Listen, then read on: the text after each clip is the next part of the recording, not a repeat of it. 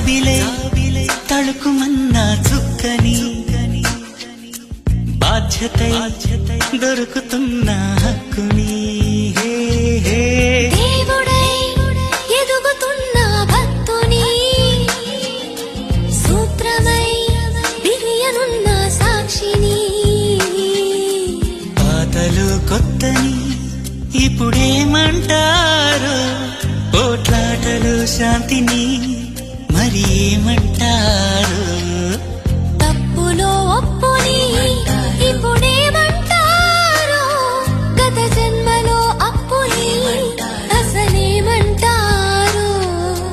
నాలో నువ్వు నీ ఇక నీలో నేను నీ మాకేమేమని మన దారే మనదని